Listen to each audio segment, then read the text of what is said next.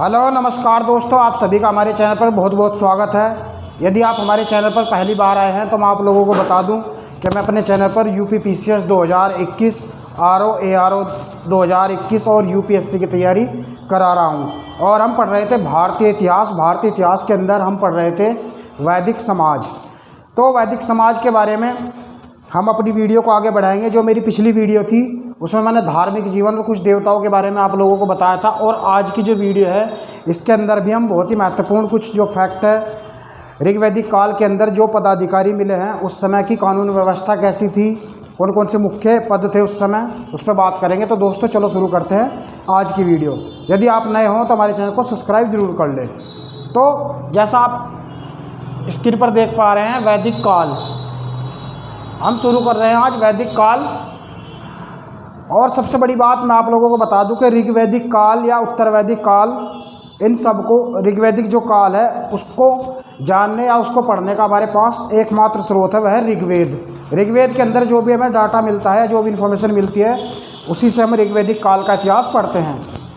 तो ऋग्वैदिक जो जन थे, जन मतलब कबीले।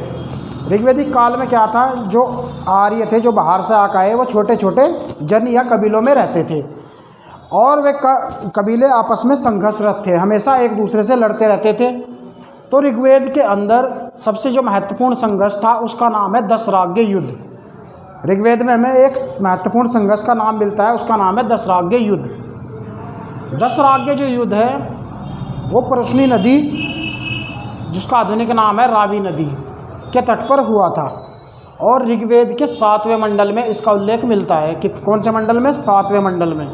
ये क्वेश्चन भी कई बार यूपी पीसीएस में पूछा जा चुका है कि जो दशराग्य युद्ध है उसका उल्लेख हमें ऋग्वेद के कौन से मंडल में मिलता है, तो उत्तर हो जाएगा 7वें मंडल में। और कौन सी नदी के तट पर हुआ था, परुष्णी नदी, उसका आधुनिक नाम है रावी नदी। युद्ध जो था वो दो कबीलों के बीच में हुआ था। एक कबीला जो था वो भरत वंश के जो राजा थे सुदास, उनके बीच में, और 10 अन्य कबीलों का एक संघ था और उसका प्रमुख था विश्वामित्र। इन दोनों के बीच में हुआ था। और इस युद्ध के अंदर जो विजय हुई थी वो राजा सुदास की हुई थी। जो भरतवंश के राजा थे सुदास, उनकी विजय हुई थी। आइए हम जान लेते हैं कि जो ये दशराग्य युद्ध हुआ था इसका कारण क्या था। इसका मुख्य कारण युद्ध का ये था कि जो भरतवंश के राजा सुदास थे उन्होंने अपने पुरोहित पद से विश्वामित्र को हटा दिया था। विश्वामित्र उनके पुरोहित थे और उन्हें इस पद से हटा दिया था और उनकी जगह वशिष्ठ को पुरोहित बना दिया था। तो इससे क्या हुआ, विश्वामित्र बहुत ही क्रोधित हो उठे और उन्होंने राजा सुदास के खिलाफ युद्ध की घोषणा कर दी और 10 अन्य कबीलों के साथ एक संघ का निर्माण किया और राजा सुदास के ऊपर चढ़ाई कर दी युद्ध के लिए। लेकिन अंततः जीत राजा सुदास की हुई। आइए हम देख लेते हैं कि विश्वामित्र ने जो 10 कबीलों का जो संघ बनाया था उनके नाम क्या क्या थे, कौन कौन से कबीलों ने इसमें भाग लिया था। जैसे पहला है पुरु, अनु, यदु, दुधर्व, तुर्वस, अनिल, पकथ, भलानस, सीबी और विसारिन। ये 10 महत्वपूर्ण कबीले थे जिन्होंने इस युद्ध में भाग लिया था विश्वामित्र के साथ मिलकर। तो आइए अब हम बात कर लेते हैं, राजा के कुछ पदाधिकारी भी थे। मैं बात बता दूं आप लोगों को कि ऋग्वैदिक काल में राजा कोई बहुत ही असीमित अधिकारों वाला राजा नहीं था, बल्कि वो नाम मात्र का राजा था, क्योंकि उस समय आर्य जो थे वो भ्रमणशील थे और पशुचारण पर आधारित थे। उस समय का राजा आज के राजा की तरह नहीं था।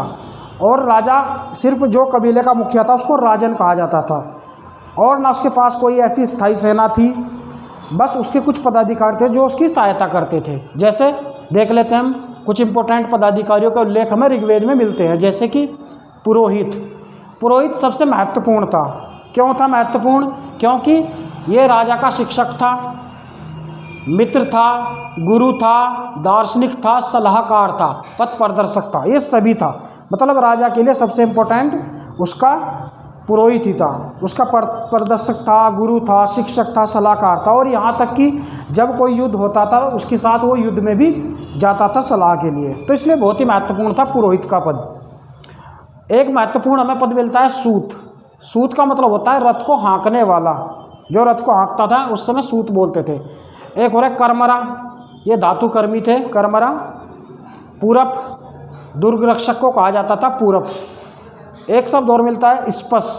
उस समय के जो गुप्तचर थे उन्हें स्पश कहा जाता था, स्पश। ऋग्वेद में हमें कानून व्यवस्था का उल्लेख भी मिलता है।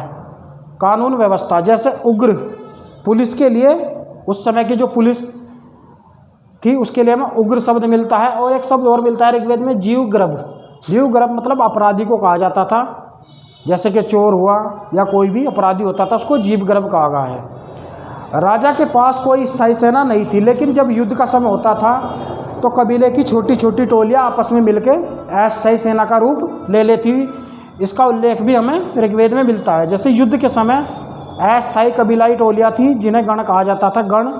ये छोटी छोटी सैनिक टुकड़ी बनाई जाती थी युद्ध के समय।